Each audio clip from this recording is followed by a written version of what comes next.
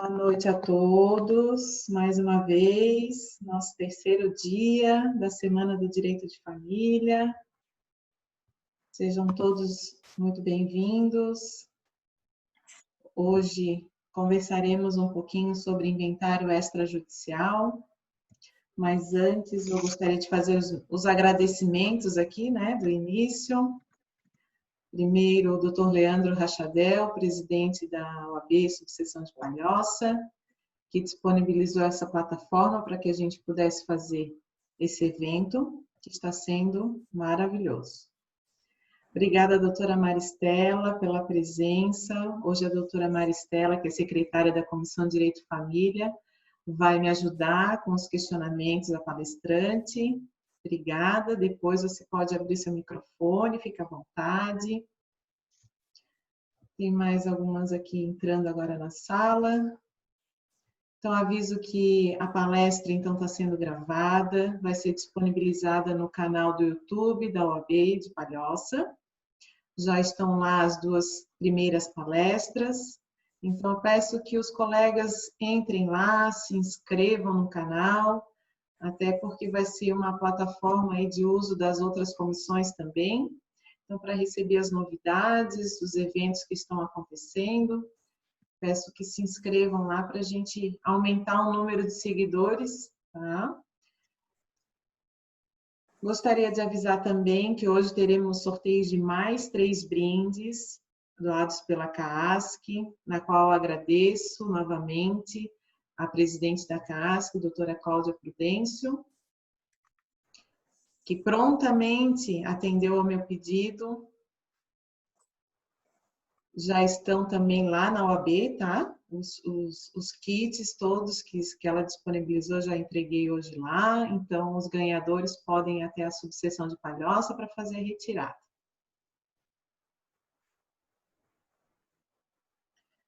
Informo a vocês que a partir do momento que a gente iniciou, eu peço que vocês novamente, aqueles que já registraram a presença ali no chat, que façam novamente o registro, porque só é salvo a partir do momento que a gente inicia aqui. Então, tudo que foi postado antes não será gravado, tá? Então, a partir de agora, já podem ir colocando os nomes para que a gente tenha o registro da presença e que possa ser certificado, enviado, o certificado para todos. Estou vendo aqui a doutora Eliane, presidente da Comissão de Direito de Família lá da OAB Subseção de São José. Muito obrigada pela presença. Doutora Luísa, presidente da Comissão da Mulher Advogada, muito obrigada pela presença. E já vi também que a palestrante, doutora Sheila, já está presente, então eu vou fazer a abertura, então, lendo o seu currículo.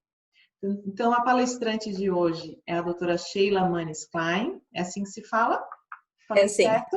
Perfeito. Tá certo, tá certo. A doutora Sheila é graduada em Direito pela Faculdade Estácio de Sá, é auxiliar notarial junto à comarca de São José e pós-graduada em Direito Público, com larga experiência em inventário extrajudicial, que hoje será o tema, então, da palestra. Então, passo a palavra para a doutora Sheila, fica à vontade, o tempo que for necessário para a sua explanação. Como dito, a nossa plataforma aqui é nossa, nós controlamos o nosso tempo, e peço aos colegas que vão fazendo as perguntas, os questionamentos ali no chat, que ao final a doutora Maristela vai ler as perguntas. Quem quiser abrir o microfone também para dialogar com a doutora Sheila, fiquem à vontade. Ok? Passo a palavra então, doutora Sheila, muito boa noite. Boa noite a todos os presentes. Não posso iniciar sem deixar de agradecer a doutora Maristela, que me fez o convite, doutora Michele, que me deu todo o apoio, e parabenizar a Comissão de Direito de Família de Palhoça, da OAB de Palhoça, pela iniciativa. É uma iniciativa muito especial nesse momento que a gente vive, né? Acho que utilizar esse momento para adquirir um pouquinho de conhecimento, estudar, interagir da forma correta é muito importante. Eu confesso que eu fiquei como que eu posso dizer? Fiquei estimulada e fiquei um pouco com medo, porque essas duas últimas palestras, elas foram muito boas, né? A doutora Vanessa Feltrin, uma palestra maravilhosa, o doutor Daniel ontem também. Então, eu espero passar um pouquinho de conhecimento, espero chegar um pouquinho aos pés deles, que foram muito bons. É um assunto um pouquinho mais pesado, né? O inventário é um assunto onde envolve sentimento, onde as partes já estão fragilizadas. Então, é um momento que a gente deve se solidarizar e ser mais humano na hora de tratar sobre o assunto, né? Eu percebo também no dia a dia recebendo os clientes, recebendo os advogados, eu percebo que os advogados têm um pouco de medo do inventário extrajudicial. Eu vejo que muitos acham que a gente pede documentos demais, que o judicial é mais simples, porém demora mais. Então, acho que eu vim aqui para mostrar que o inventário não é um bicho de 7 cabeças, é um bicho de 3 cabeças, mas não é tão difícil assim como a gente imagina, né? É um assunto muito amplo, então é quase impossível a gente falar de tudo em uma noite, em um momento como esse, mas as perguntas vão surgindo e eu vou respondendo à medida que vocês sentem necessidade, tá? Para facilitar, eu resolvi dividir todo o processo de inventário em 7 partes. E aí eu vou explicando uma por uma. Eu acho que assim fica mais fácil, né? Então, tudo começa quando o indivíduo falece e a gente sabe que a lei brasileira, ela não permite a transmissão automática dos bens, né? Ela não permite que a tradição seja feita sem o processo de inventário. Então, é obrigatório, não que seja obrigatório, você pode não fazer, em compensação, os bens não serão transmitidos. Então, é mais necessário, né, do que obrigatório. A necessidade de um inventário extrajudicial surgiu quando a gente percebeu que o judicial estava muito atolado. Então, o extrajudicial, ele, além de desafogar o judiciário, ele trouxe mais facilidade para finalizar o processo. Ele não deixa prorrogar por tanto tempo um processo que é sofrido para as partes. É um procedimento que se tornou mais prático, mais fácil, apesar da burocracia. Eu concordo que ainda tenha burocracia, mas uma burocracia necessária. Então, o surgimento da possibilidade de ter um inventário extrajudicial apareceu no novo CPC e na Lei 11.441 de 2007. Eles que trouxeram a possibilidade do inventário correr na esfera extrajudicial. Para esse inventário correr na esfera extrajudicial, existem alguns requisitos. E em algumas situações, ele não pode ocorrer. Então, tem algumas situações em que proíbem, em que impossibilitam o protocolo do inventário na esfera extrajudicial. O primeiro requisito é o testamento. Se o autor da herança deixou um testamento, seja ele público ou particular, isso impede o procedimento extrajudicial. Existe uma discussão nada pacificada por que o tabelião ele pode fazer o testamento, ele pode fazer o inventário, e por que ele não poderia fazer um inventário que tem um testamento? É uma dúvida que a gente ainda tem, não é uma discussão pacificada. Então, a partir do momento que surge um testamento, a gente não pode fazer o inventário no cartório. Uma outra situação que impede o protocolo na via extrajudicial é no caso de herdeiros, né, e de partes que envolvem o inventário serem menores de idade ou incapazes civilmente. É uma outra situação que impede. E, claro, a partilha deverá ser amigável.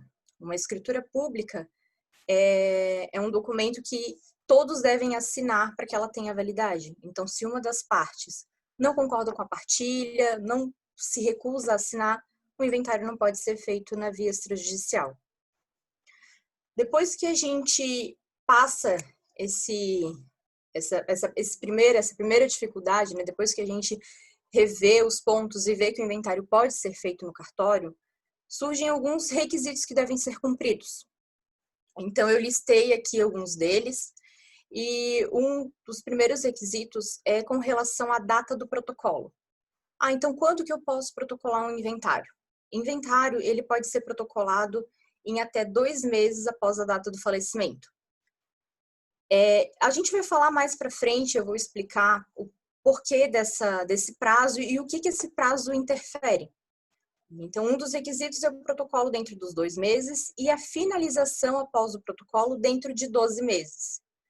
Não é que o inventário não possa ser protocolado após esses 2 meses, ou não é que ele não possa ser finalizado nesses 12 meses, né, dentro ali do 1 ano.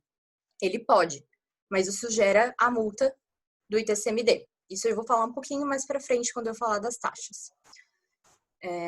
Depois desses 2 requisitos, a gente entra na parte mais prática da coisa, né? Então, é necessário um advogado, e o advogado ele tem uma função muito importante dentro do inventário. É ele que vai conduzir o inventário, é ele que vai tratar com as partes nesse momento mais delicado. O advogado, ele precisa explicar como funciona o inventário, entrar na parte ali de direito sucessório, que é um pouquinho mais complicada.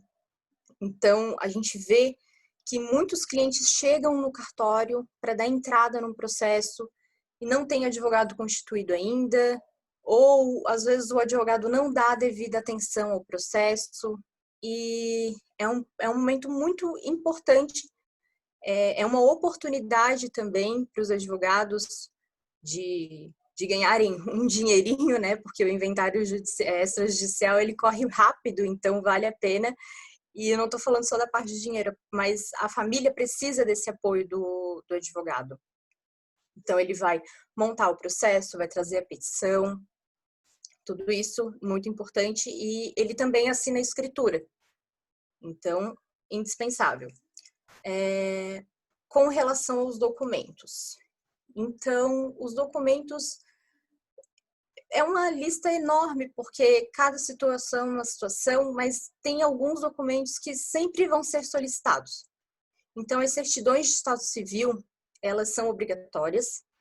Elas têm um prazo de validade de 90 dias. No Brasil, a gente não tem uma lei que fale sobre esse prazo de 90 dias, não é um prazo estipulado por lei, mas é um prazo onde a ANOREG, a Associação de Notários e Registradores, resolveu colocar para a gente utilizar como parâmetro para as certidões. Então, os registradores e os notários se reuniram e resolveram estipular esse prazo de 90 dias. É um prazo que a gente segue à risca. Então, a maioria dos tabelionatos dos cartórios solicita-se certidões atualizadas. Um detalhe importante, as certidões, elas precisam estar atualizadas no momento da lavratura do ato. Então, eu vejo que muitos advogados dão entrada com uma certidão e no final do procedimento ela venceu e eles não entendem o porquê de atualizar. Então, ela precisa ser atualizada no momento da assinatura por conta desse enunciado da ANOREG e que a gente segue. Outros documentos importantes são os documentos de identificação das partes. Eles seguem as regras do artigo 478 do Código de Normas. Estava até lendo aqui porque de cabeça eu não lembrava. Por correr em cartório, a gente tem uma regra, tudo tem regra, né? No tabelionato, no cartório, a gente vive cheio de regras e situaçõezinhas que parecem dificultar, mas não dificultam. Então, quando é apresentado um documento de identificação, esse documento ele precisa estar dentro dessas regras do artigo 148.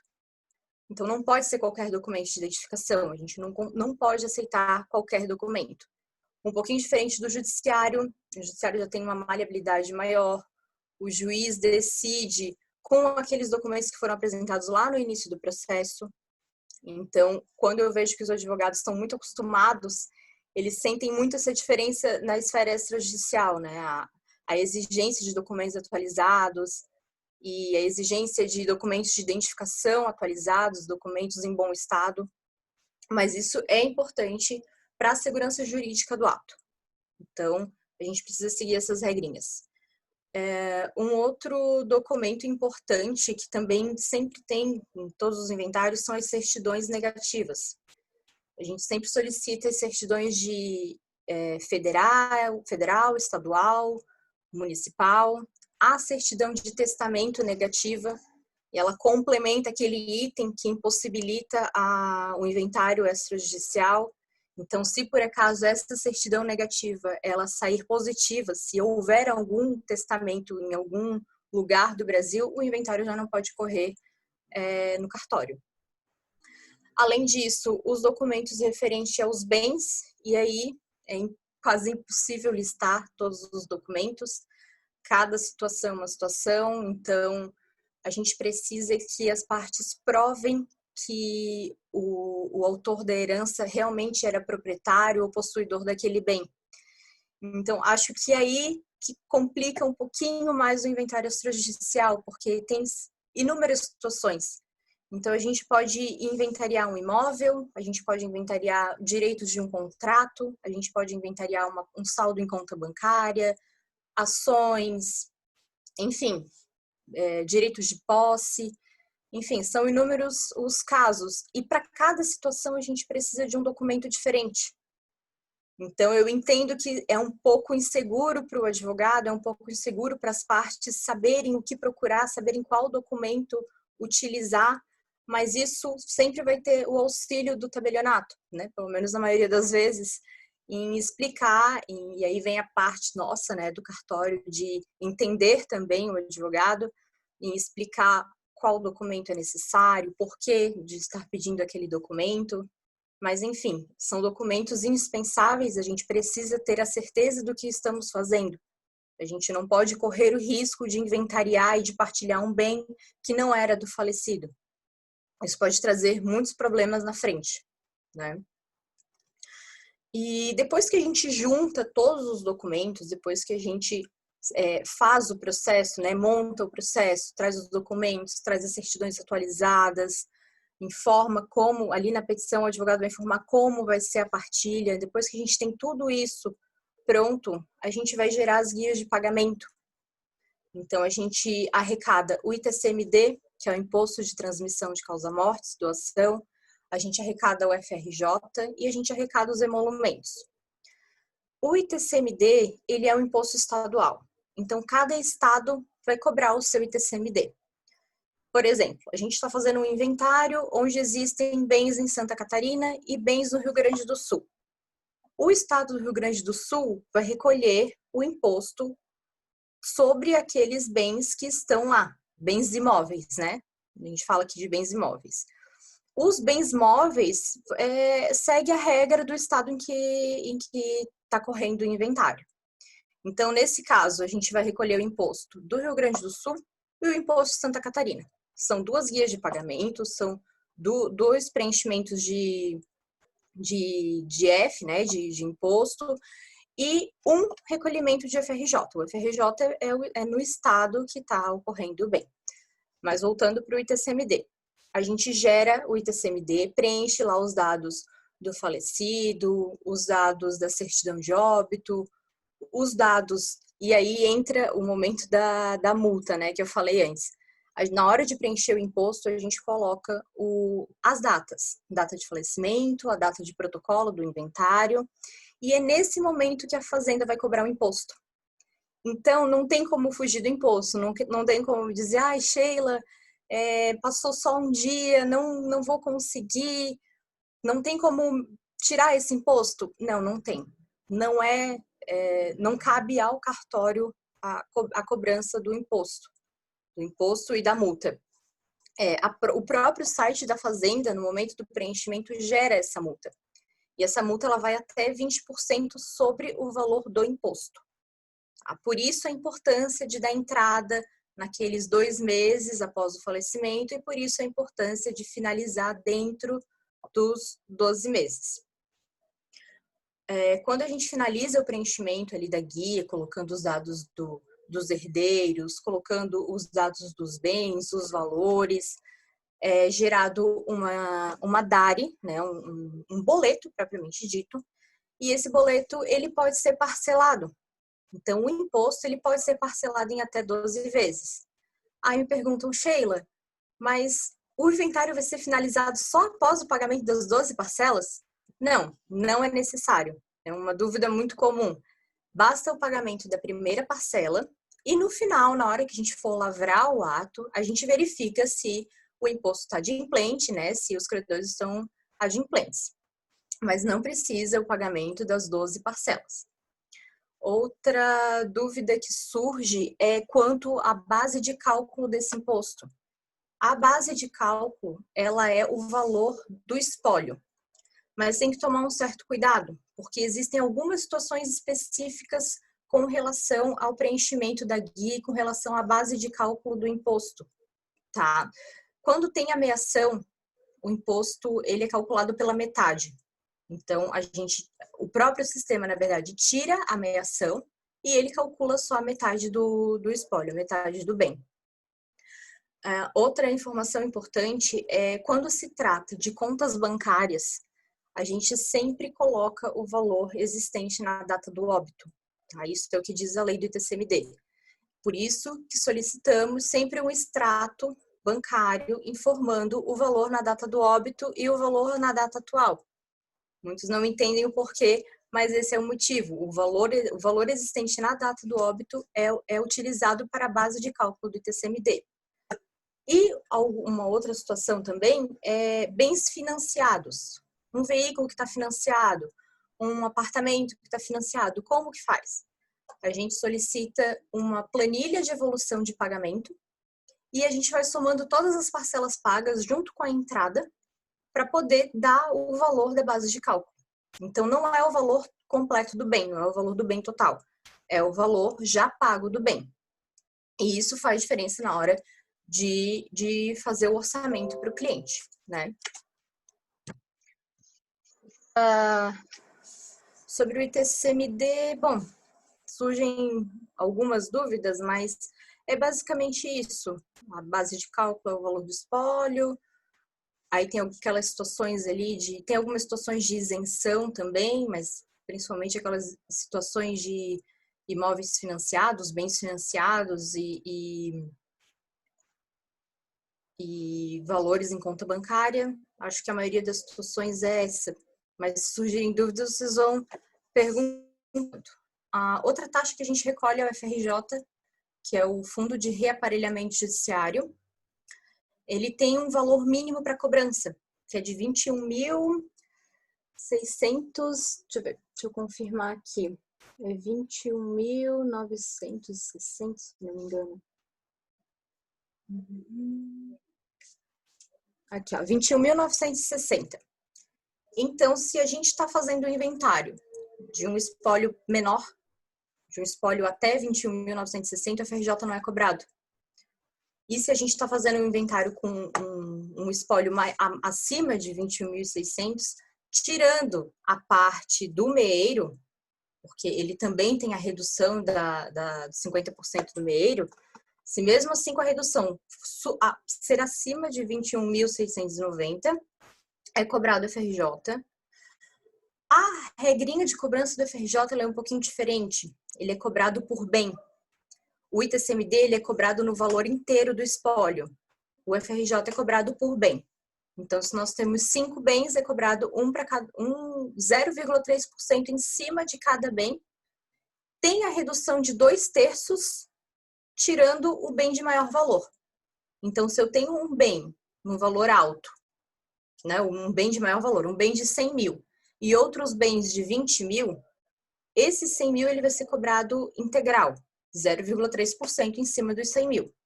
Os outros bens vão ter a redução de 2/3. Então, é 0,3% em cima dos 2/3 de cada bem. Tem um teto também, né? Apesar de ser cobrado por bem, ainda a gente tem um teto de R$ 732. Então, se tem 5 bens em valores altos e cada um der o teto, a gente vai somar um por um, 732, 732 mais 732, e esse vai ser o valor final do FRJ. A outra taxa que a gente cobra é a taxa do cartório, né, os emolumentos.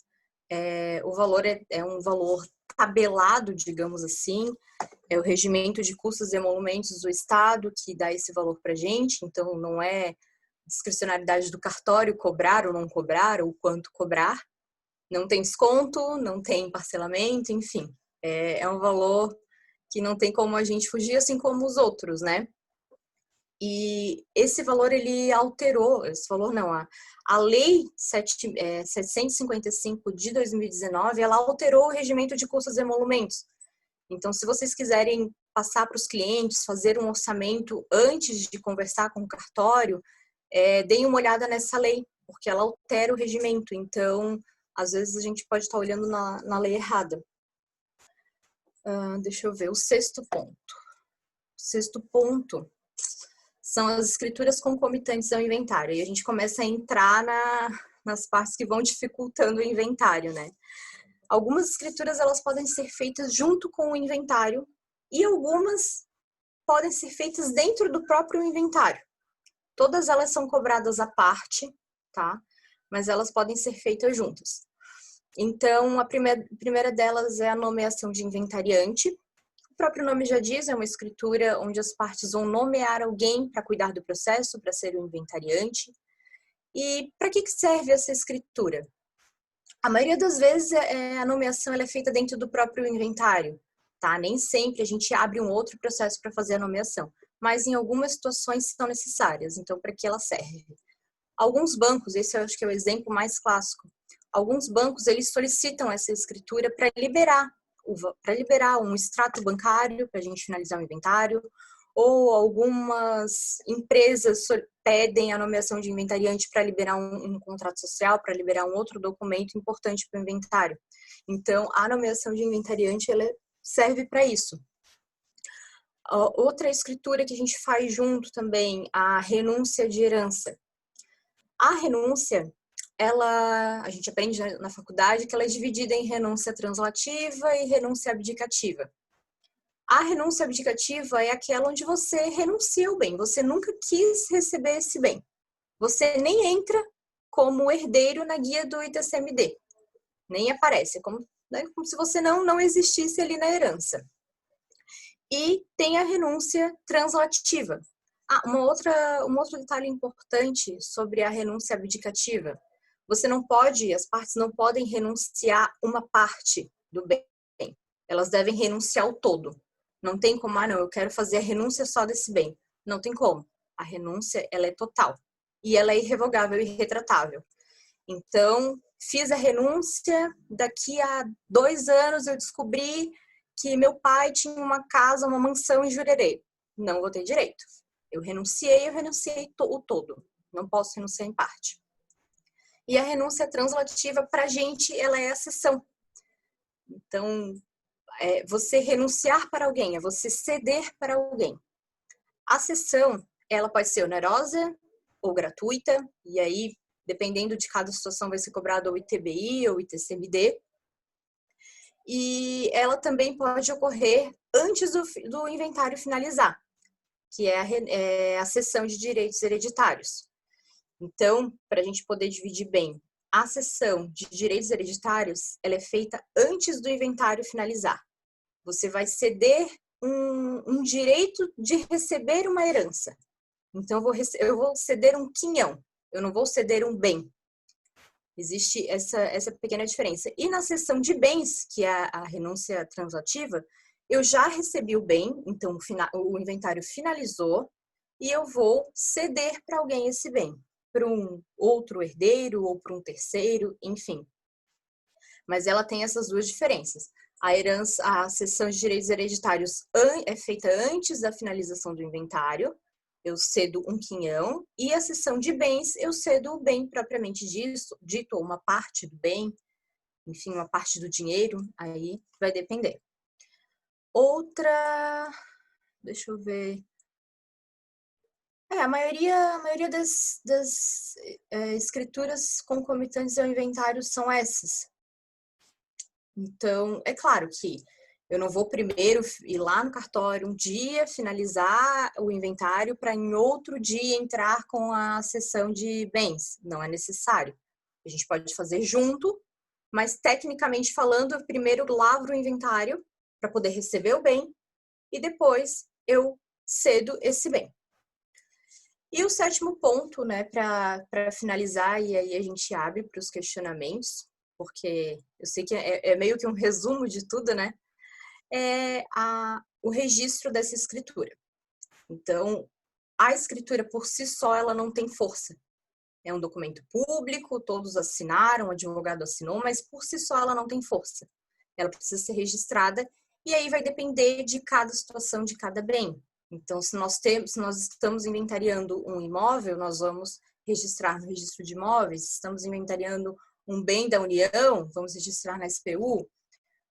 Se esse bem for um veículo, nós vamos levar a escritura do Detran para poder transferir esse veículo. Então, cada situação vai depender, mas é obrigatório, né, para ter validade, é obrigatório o registro dessa escritura. Eu acho que é isso que eu tinha para falar. Eu não sei se você tem alguma dúvida. É um assunto muito amplo, então acho que fica um pouco complicado de entrar em muitos assuntos. Ali a parte de sucessão é um pouquinho mais complicada, mas agora a doutora Maristela, eu acho que vai fazer a leitura das perguntas, Isso. né? Antes da doutora Maristela até começar a fazer a leitura das perguntas, eu só gostaria de conversar um pouquinho com a doutora a respeito dessa questão do testamento, porque é uma questão bem polêmica, né? Sim. E em 2018 aí a gente tem um projeto de lei que está em tramitação, apesar de desde abril do ano passado não houve mais nenhum andamento, mas enfim. Em 2019 também teve outro projeto de lei, o 3799, que também está parado. Né? Há uma discussão bastante grande a respeito dessas situações, que mesmo sendo as partes maiores estarem em plena concordância com a partilha, né, da herança, e apenas por ter o testamento, o STJ já decidiu que poderia fazer por escritura, né, o inventário extrajudicial. Em outubro do ano passado, salvo engano, o STJ decidiu que poderia sim se fazer essa partilha de bens entre os herdeiros e interessados, caso atendesse aos outros requisitos do artigo 610 do CPC. Então, a minha pergunta é justamente nesse sentido. Caberia, de repente, uma consulta da própria, do cartório, para que, com base nessa jurisprudência, no entendimento do STJ, pudesse, de fato, mesmo que de repente se houvesse menores, né, com a intervenção do Ministério Público, de fato lavrar essa escritura de inventário extrajudicial, de repente o próprio cartório agindo nesse sentido, né, de impulsionar essa possibilidade? Olha, eu acredito que é de grande interesse dos notários que isso aconteça, porque realmente não faz sentido a gente poder fazer o testamento. Então, quer dizer que o tabelião está apto para fazer o testamento, está apto para fazer o inventário, mas ele não está apto para fazer o inventário quando tem um testamento. Isso não faz muito sentido. Eu acho que, claro, né, eu falo pela pouca experiência, digamos assim, mas eu acho que é de muito interesse dos notários fazerem isso, buscarem isso. Acredito que eles estejam em busca disso, tanto que temos muitas discussões, mas não temos ainda nada pacificado. É um pouco complicado a gente pensar assim, existe, já saiu uma lei, já saiu um entendimento, já saiu uma jurisprudência, mas como fazer isso no lado prático? Então, sempre surgem algumas minúcias, algumas situações que a gente não consegue resolver e não consegue levar adiante. Né? Na famosa burocracia, a gente não consegue pôr em prática o que é colocado. Acredito que sim, que eles devam ir atrás, e eu acho que estão indo atrás. Sim, o Porque é de próprio interesse. IBDFAN, né, também está, vários congressos aí já estão abordando para mitigar um pouco esse requisito, né, porque de fato é uma coisa que não faz sentido, né? E eu questiono isso também, a minha insistência com relação ao próprio cartório. Eu tive uma situação particular também, que é uma coisa que está no nosso Código Civil, que é a questão da separação total de bens, né? Quando se faz ali o registro de união estável e tal. Bom, eu faço meu contrato de união estável, entre as partes é acordado que o regime de bens vai ser o de separação total, mas quando vem a herança, a pessoa tem direito. Então, assim, em vida, eles não desejam a comunicação de bens, mas no falecimento de uma das partes, esses bens vão ser comunicados. Vai ter direito? Vai entrar como herdeiro? É uma situação complicada, porque mesmo as pessoas desejando não participar, renunciando, isso não constava na escritura do contrato de união estável. Então, foi uma insistência minha até aqui em Palhoça, que para que pudesse constar isso aí como uma cláusula, né? E o próprio cartório fez uma consulta com base em todo um trabalho de doutrinário, né, a respeito do tema, e nós conseguimos. Então, ano passado, já a gente conseguiu essa resposta positiva de que o cartório vai lavrar escritura de contrato de união estável com cláusula firmando renúncia. Então, é um absurdo não constar isso se a parte deseja, né? Porque não vai trazer prejuízo a ninguém, né? A parte está desejando renunciar, né? Então, da mesma forma, eu comparo com essa questão do testamento, que não traz prejuízo, né? Então, por que não fazer, né? Sim, se o próprio tabelião fez aquele testamento, não faz sentido. É como se não levasse em consideração o que ele fez. Não faz sentido. Com relação à separação total de bens, não só a escritura de união estável, mas quando o casal é efetivamente casado pela separação total de bens, acontece isso. A lei brasileira, ela é falha nesse sentido. Quando você escolhe casar na separação total de bens, você escolhe, né, cada um ter os seus bens ali em separado. Mas isso serve em vida, como você disse. Então, para eu comprar um imóvel, eu não preciso da anuência do cônjuge. Para assinar algum outro contrato, enfim, para praticar qualquer ato da vida civil, eu não preciso do cônjuge. Mas no momento do falecimento, esse cônjuge, ele vira herdeiro. Ele não vai ser meio, ele não vai ter direito à metade, mas ele vai ser herdeiro e vai concorrer com os outros herdeiros necessários, com os filhos, com os pais, enfim. E a lei é falha em relação a isso. Não faz muito sentido, porque se eu casei na separação total de bens, eu não quero comunicar os meus bens. Mas a lei é falha nesse sentido. E não só na união estável, tá? No casamento também. Sim, claro. No casamento também. Exatamente. Então, se você se separar, cada um vai ter os seus bens. Mas se você falecer, o seu cônjuge vai virar herdeiro. E isso é uma... Gera polêmicas. Porque simplesmente não faz sentido.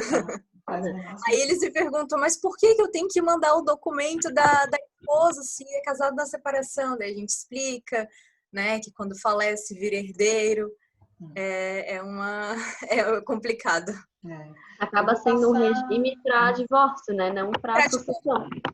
Para divórcio e durante, em vida, né? Em vida, nos atos da vida civil. Mas fim de herança... Não vale. Não vale, vai ser herdeiro. Agora, interessante esse teu caso em que eles vão lavrar a escritura com a renúncia. Sim. Isso eu nunca vi acontecer. Será que ao invés de fazer a própria escritura de renúncia, se coloca uma cláusula dentro da escritura, do contrato de união estável. Você já está renunciando. Exato. Bom, vamos ver se... É um passo, né? É o primeiro passo. Vamos ver o que vai acontecer na abertura do inventário. Bom, aí não desejo isso por enquanto. Mas passo a palavra aí para a doutora Maristela para fazer a leitura dos questionamentos. Então, antes de iniciar os questionamentos, eu gostaria de agradecer a doutora Sheila por ter aceito o nosso convite prontamente.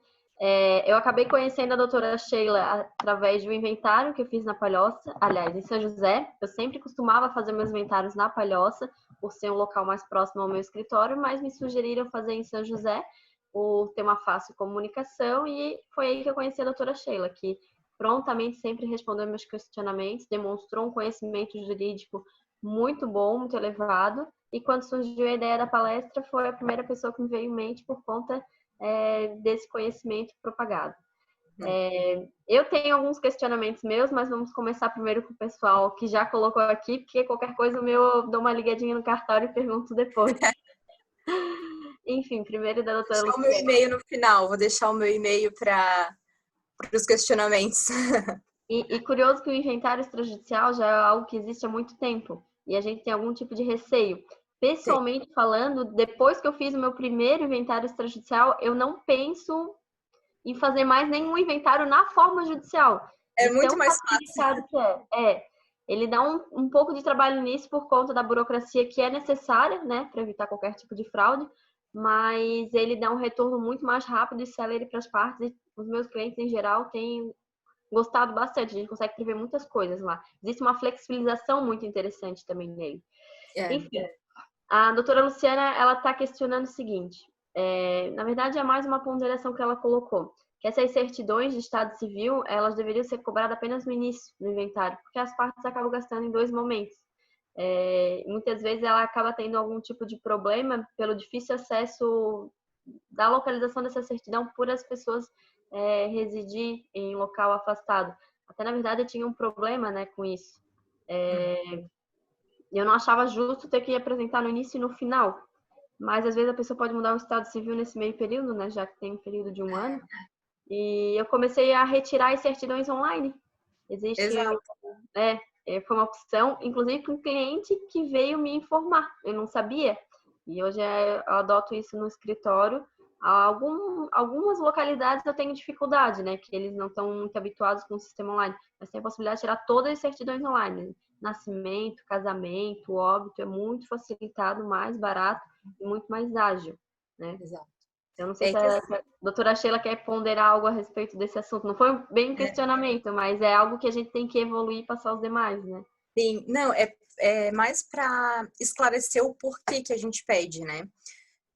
Quando a gente fala de escrituras, o que vale, né? O momento de finalização da escritura é a lavratura.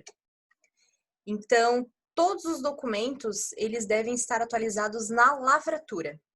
É diferente de um processo judicial. O processo extrajudicial é como se tudo que existisse antes da lavratura é como se ficasse num limbo. Então, não tem como a gente, quando surgir eu ia falar vistoria, mas não é essa a palavra. Nós somos fiscalizados, né? Nós somos monitorados. Então, quando surge essa situação, como que a gente vai explicar? Ele apresentou no momento do protocolo. Não.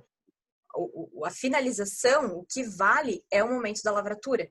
Por isso que é importante ter elas atualizadas no momento da lavratura. Até porque o número delas, né, das certidões, vai constar na própria escritura. Então, não tem como fazer uma associação, né, com um documento que já está vencido. Exato, não tem como. Exato, é exatamente isso.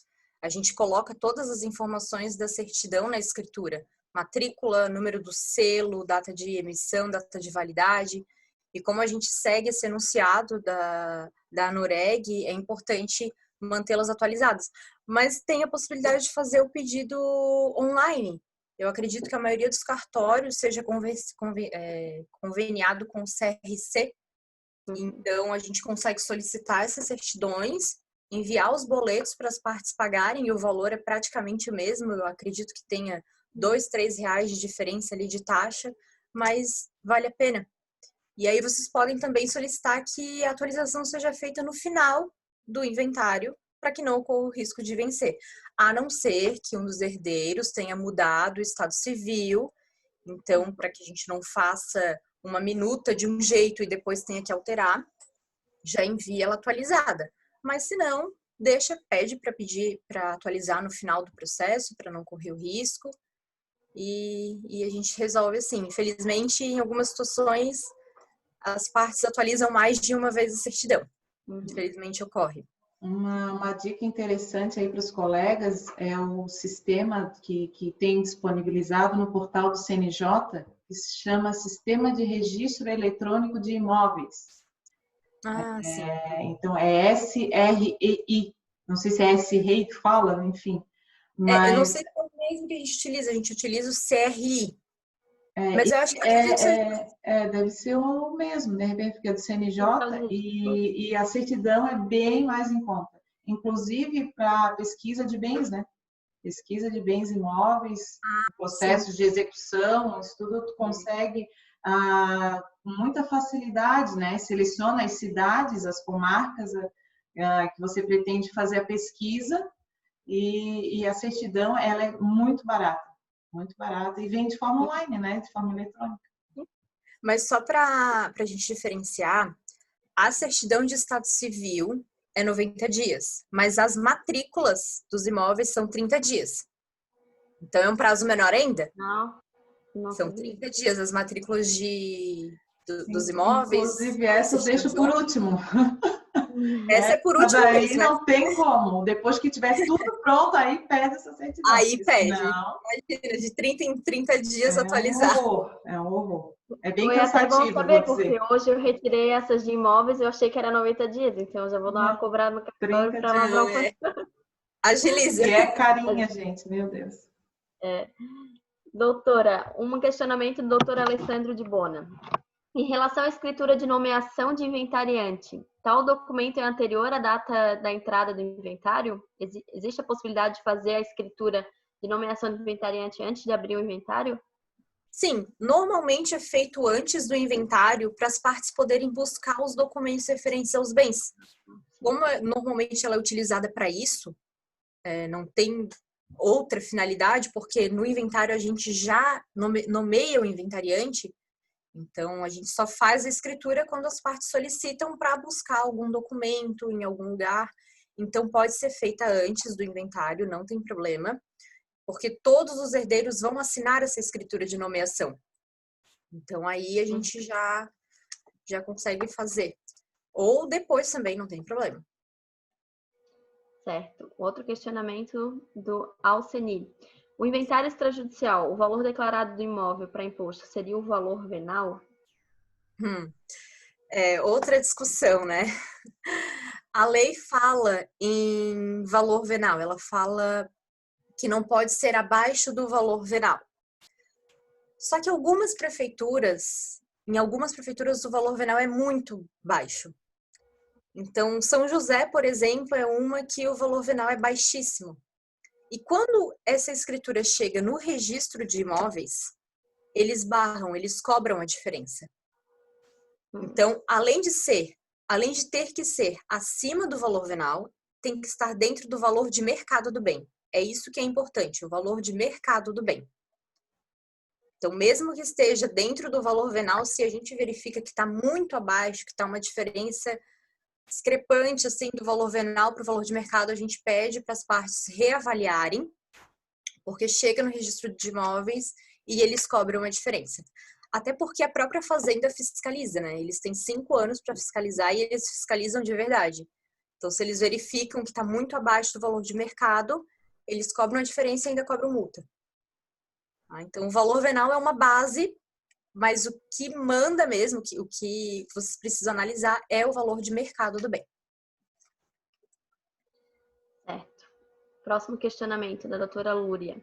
No caso de TCMD, se houver imóveis em estados diferentes, os impostos serão pagos sobre o valor total do espólio ou sobre o valor do bem situado naquele determinado estado? O valor do bem situado naquele determinado estado. Então, se a gente está fazendo um inventário que tem 5 bens, 2 bens, um bem no Rio Grande do Sul, um bem no Paraná e 3 bens em Santa Catarina. Santa Catarina vai recolher imposto referente a esses 3 bens, Rio Grande do Sul, imposto referente a um bem e Paraná referente ao outro bem. Tá? Separar. Cada estado vai cobrar o que cabe a ele. Sim. A doutora Adriana está perguntando: fiz um inventário extrajudicial em Porto Alegre, e no Rio Grande do Sul não é cobrada a multa do protocolo tardio, que foi protocolado após 2 meses. Como ficaria se o DECUJO tivesse bens em Santa Catarina ou no Rio Grande do Sul?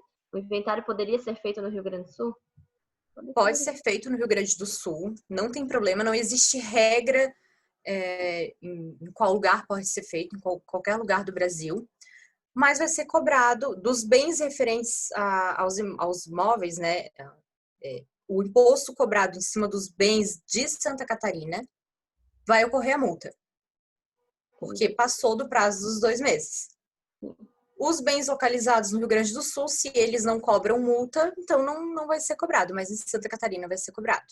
É que na hora de preencher a guia de TCMD, eu não sei se vocês já tiveram a oportunidade de preencher, ali a gente coloca a data do falecimento e a data de protocolo do inventário e o número do protocolo do inventário. Então não tem como omitir essas informações.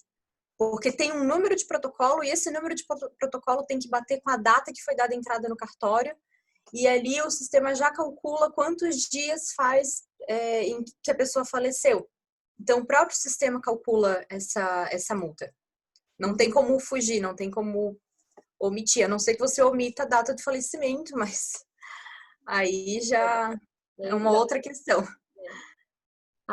Mais uma questão aqui. Se houver a renúncia adjudicativa dos herdeiros para a genitora, né, a mãe viúva, quando ela vir a falecer, esses herdeiros que renunciaram no primeiro inventário, eles vão estar aptos a ser herdeiros novamente? Certamente, né? É um outro inventário, né?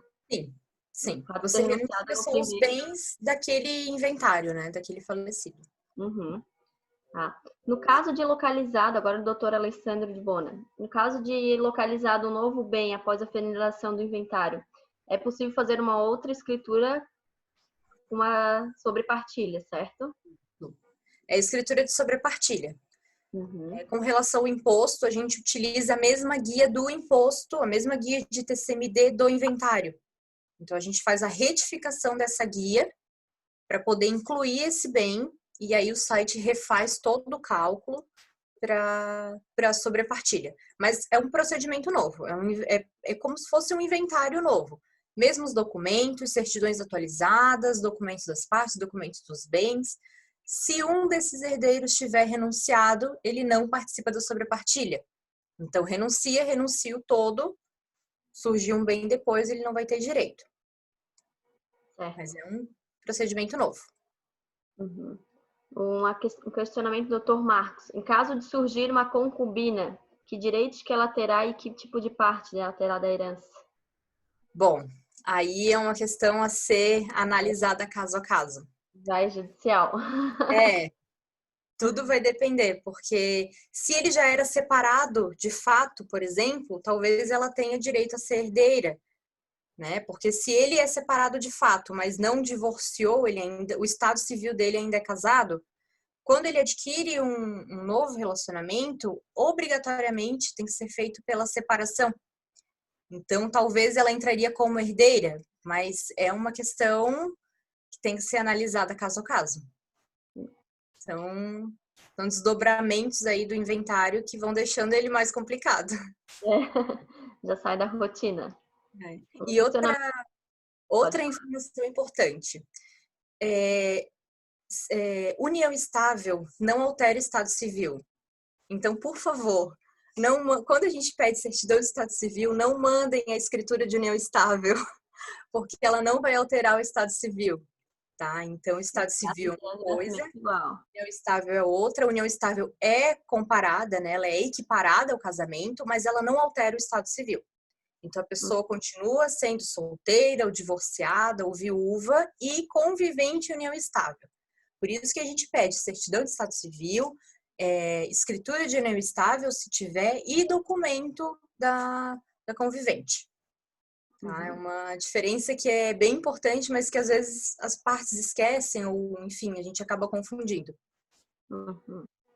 Um questionamento do Dr. Richelli, que é membro da comissão aqui de Palhoça.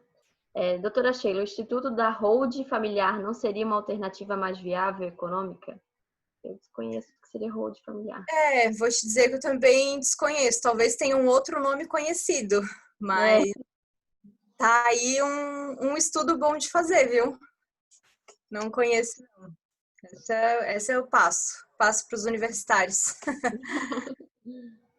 Bom, aqui tem elogios, agradecimentos à doutora Ângela. Mesmo sendo casada pelo regime de comunhão parcial de bens, a herdeira precisa da outorga uxória do cônjuge para a venda do bem herdado? No parcial vai precisar. Deixa eu entender. Ela era casada... Sobre o regime de comunhão parcial de bens. O marido faleceu. Não, faleceu o pai, pelo que eu entendi. Como ela é casada com o regime de comunhão parcial de bens, o cônjuge não recebe herança, né, em tese. Certo. Mas tem que assinar junto, né? Isso, assina como anuente. Então, a doutora Ângela está questionando se vai precisar de outorga uxória do cônjuge para a venda do bem herdado. Necessariamente vai precisar. A gente sempre pede. Só não pede separação, né, doutora? Separação. Só na separação. Daí não precisa assinar nada junto, né? Não, a gente só... Nesse caso, a gente só... esqueci a palavra. A gente só consta, né, os dados e faz toda mostra quem é, CPF, RG, tudo, mas não assina. Sim, é constando ainda isso, né? Doutora, só um ponto ali. A doutora Luciana tem uma pergunta antes ali do doutor Alessandro ter agradecido ali os esclarecimentos. Tem uma pergunta da doutora Luciana. E se o erro de o cartório demorar na análise dos documentos, passar os 2 meses, seria injusta a cobrança da multa por se tratar do pedido estar no prazo? Mas eu acho que... Pode falar, doutora. Bom, o correto é assim que o advogado, né, assim que as partes derem entrada com a documentação, o correto é o cartório já protocolar esse inventário. Né? Mas tudo depende de como foi dada a entrada. Às vezes acontece de o advogado mandar por e-mail, esse e-mail não chegar. Então, é sempre importante o advogado estar de olho, ficar atento aos prazos para que isso não ocorra. Então, o que eu posso dizer? Pode acontecer o cartório demorar, é um erro do cartório, e aí tem que ser visto a questão do pagamento da multa. Porque, como eu falei, o próprio sistema da Fazenda cobra multa. Então, a gente não tem como omitir essas informações. Aí vai das partes conversarem com o tabelião, verificarem a possibilidade dele pagar a multa, ou verificar com a Fazenda uma outra possibilidade de isenção dessa multa. Mas o correto é o protocolo na data em que o advogado levar o processo ao cartório. Eu acredito que não ficou bem esclarecido, porque ali, erro do cartório, demorar na análise de documentos, não passar de 2 meses, mas os 2 meses é o prazo do protocolo do inventário, né? Então, você protocola dentro do prazo de 2 meses, depois é que vem a análise do cartório. Né? Então, o cartório não vai analisar nada antes do protocolo. Você protocola no prazo, você não paga multa. Se você protocolar depois do prazo, você paga a multa. Exato. Então, o cartório só vai analisar depois? Não existe uma análise anterior. Eu até tive um caso... ali, né? Opa, perdão. Não, pelo que eu entendi da pergunta ali, não sei se a doutora Luciana quer abrir o microfone e falar a respeito, fica à vontade. E até esses dias eu tive um caso no escritório que os herdeiros, eles iam fazer de forma consensual, só estavam definindo um ponto ou outro de como ficaria a questão dos bens. E para a gente não perder esse prazo de protocolo de 2 meses, eu peguei a procuração só da viúva, a certidão de óbito, já encaminhei o e-mail para o cartório para fazer o protocolo e não ter que pagar a multa. Foi uma petição muito simples, 2 páginas, só solicitando a abertura e protocolo, já foi iniciado e a gente já se eximiu dessa multa por conta dos 2 meses, né? Exato, correto, é exatamente isso. Agora que você falou em procuração, acho importante ressaltar que as procurações, aquelas procurações do advogado, aquelas particulares, para a gente elas não têm validade. Eu sei que elas são utilizadas na esfera judicial, mas no extrajudicial as procurações precisam ser públicas e com poderes específicos para assinar o inventário. Então, assim, elas servem para os herdeiros ou para o meeiro que não possa vir até o cartório assinar. O advogado do processo, ele não precisa de procuração. Só a petição e a entrega dos documentos, né, da carteirinha da OAB e da petição já é o suficiente. Então, a procuração ela vai ser utilizada quando uma das partes não pode vir até o tabelionato para assinar, até o cartório para assinar. Então, está viajando, mora em outra cidade ou não pode vir, enfim, né, diversos motivos. Vai fazer uma procuração pública com poderes específicos para assinar o inventário do fulano de tal. Se tiver cessão, para assinar a escritura de cessão, a escritura de renúncia. Então, é uma procuração bem específica e procuração particular. Tá? Doutora Eliane tem uma dúvida bem interessante. Para a emissão da escritura de inventariante, são apresentados documentos originais ou cópias autenticadas. A exigência de apresentação dos mesmos documentos para inventário é determinado por lei ou também pela NOREC? Olha, depende. Se você está fazendo a escritura de nomeação de inventariante no mesmo cartório em que vai correr o inventário, a gente pode utilizar a mesma documentação. Até porque a gente não fica com os documentos originais. Normalmente a gente só carimba ali, autentica, né, o documento e devolve. O único documento que a gente ficou original é o óbito, a certidão de óbito. Então, se você está fazendo no mesmo cartório, a nomeação e o inventário, não vejo a necessidade de novos documentos, a não ser que eles estejam desatualizados. Né? Agora, se você faz uma nomeação de inventariante em Palhoça e uma escritura de inventário em São José, cada cartório vai pedir os documentos necessários para aquele processo. E aí você vai emitir 2 certidões, 2 matrículas, vai dobrar aí a quantidade de documentos. Eu tive um inventário que eu levei até o comprovante de luz, de água original e deixei lá. E ainda falei, não dá para simplesmente carimbar e dizer que está reconhecendo a autenticidade, não, tem que ficar tudo original aqui dentro. Achei exagero, né? Entendimentos de cartório para cartório. A gente não vê necessidade de ser original. O único que a gente pede original é a de óbito, mas os outros... Mas aí apenas a de óbito, enfim, estado civil em geral também, né? As originais não é necessário. Tem que levar as originais para a gente verificar. Mas a gente não retém elas no cartório, a gente não arquiva. A não ser que as partes se liberem. A gente sempre pergunta, você quer levar a sua original? Você quer deixar aqui? Tanto faz. Então a gente fica. Mas se não... Mas isso muda muito de cartório para cartório, tá? Tem muitas coisas que mudam de cartório para cartório. Tem cartório que aceita uma certidão de estado civil com mais de 90 dias. Então, tudo depende do entendimento do tabelião, do notário, enfim. A doutora Luciana agora esclareceu a questão ali do protocolo tardio. Ela disse que ocorreu um caso com ela, que devido à quantidade de serviço, vários pedidos de documentos e certidões foram solicitados. E ele só aceitava o protocolo depois de entregue todos. Sim. Bom, não vejo necessidade. Ela teve que provar tudo e foi retirada a multa. Mas é uma situação complicada. Porque assim, a gente tem 12 meses para finalizar um inventário.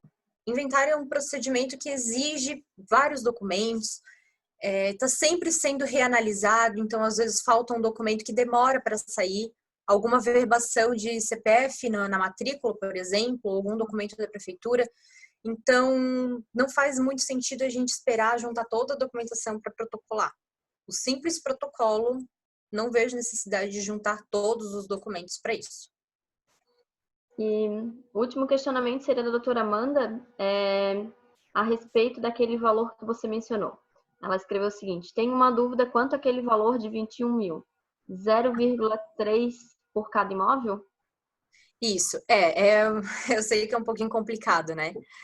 O FRJ, ele tem um valor, é obrigatório ter um valor mínimo para ser cobrado. Então, se a gente está inventariando um carro, por exemplo, que vale 15 mil, ele não bate na alíquota do FRJ, ele não chega na exigência do FRJ, que é 21 mil, eu sempre esqueço, é 21.690, muda todo ano e eu acabo... 21.960. Então, inventariando um carro de 15 mil, não chega nos 21 mil, então não é cobrado FRJ. O FRJ é zerado. A gente nem gera guia. Agora, se a gente está inventariando uma casa que vale 100 mil e um carro que vale 50 mil, os 100 mil da casa é cobrado 0,3% em cima do valor integral, 100 mil, que é o bem de maior valor. Então, bem de maior valor cobra integral. Bem de menor valor reduz 2/3. Então, um carro de 50 mil, a gente reduz 2/3 e faz a continha ali de 0,3%. Não sei se ficou mais claro assim.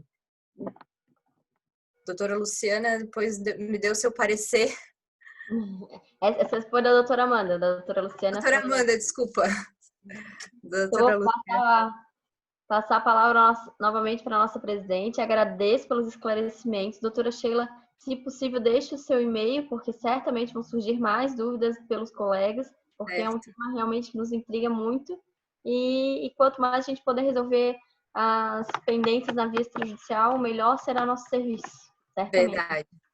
Foi feito, o inventário extrajudicial foi feito para facilitar a nossa vida, né? Então, vamos facilitar. Eu não sei se me permitem colocar ali no chat o e-mail, não sei se fica mais fácil. Sim, doutora, pode colocar ali. E daí todos terão acesso, né? O meu nome tem que ser soletrado, então. Eu mesmo já encaminhei os e-mails para a doutora Sheila, escrito cada e-mail Sheila de uma forma diferente.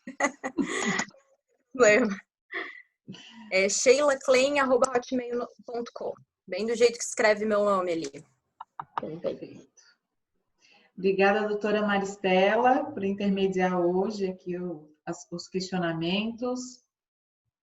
Então, eu faço a pergunta aos colegas, se desejam mais, né, se desejam fazer mais alguma pergunta. Podem encaminhar ali pelo chat. Vi ali que a doutora Amanda conseguiu entender, que bom. É isso aí. Então, como eu disse no início, nós temos mais 3 brindes para fazer o sorteio hoje, né? Então, hoje nós recebemos uma lista nova de inscritos, então nós temos 65 inscritos, porém nós estamos na sala com 35 pessoas. Então, eu pediria que a doutora Sheila escolhesse aí para mim 3 números. Caso o colega que for sorteado já tenha recebido o brinde, eu vou pedir para que a doutora faça novamente, para que mais colegas aí possam receber os mimos aí da CAASC, tá? Na qual agradeço novamente a presidente, a doutora Cláudia Prudêncio. Claro que aqueles que ganharão os brindes serão aqueles que estão aqui na sala participando até o finalzinho, né? Então, peço aí, doutora Sheila, que escolha um por vez, aí, por gentileza, do 1 até o 65. De 1 até o 65. Isso. Então, número 15. 15, doutora Enara Tomil. Não sei se é assim que pronuncia. Vamos ver se ela está na sala. Doutora Enara Tomil. Se estiver presente, pode abrir o microfone, falar, escrever no chat.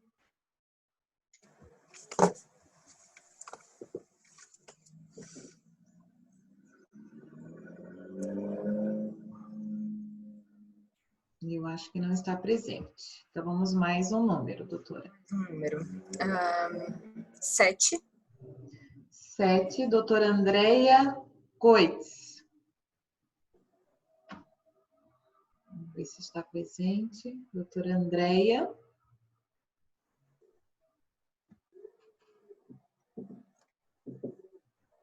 Não visualizei aqui também. Mais um número, por gentileza. Vou subir, então. Vou lá pro 42. 42. 42. Olha, já foi sorteada de novo. Minha xará, Michele Scarpini Lucas. Segunda vez que ela é sorteada. Vamos ver se ela veio hoje. A primeira vez ela não veio. Acredito que hoje também não. Então, mais um número. 32.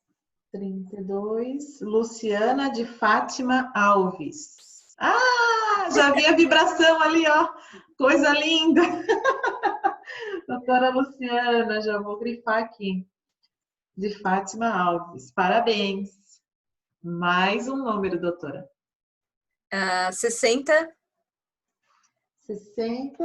Ah, conheço. Nossa, um membro da comissão. Vamos ver se ela vai dar um sorriso para mim bem grande agora. Doutora Tainá da Silva Ramos. Ah! Mais um kit. Parabéns. Mais um número, doutora. Mais um número. 54. 54, mais um membro da Comissão de Direito de Família, estou vendo também, doutor Richelle Manuel Matos de Carvalho. Parabéns, doutor. Isso aí. Então, finalizamos hoje os nossos sorteios de brindes. Quero agradecer novamente a doutora Sheila pelos esclarecimentos. Fiz milhões de anotações aqui, foi muito bom. Sempre temos dúvidas, né? Sempre tem alguma situação diferente a cada inventário que a gente abre aí. Então, foi Sempre. muito esclarecedor.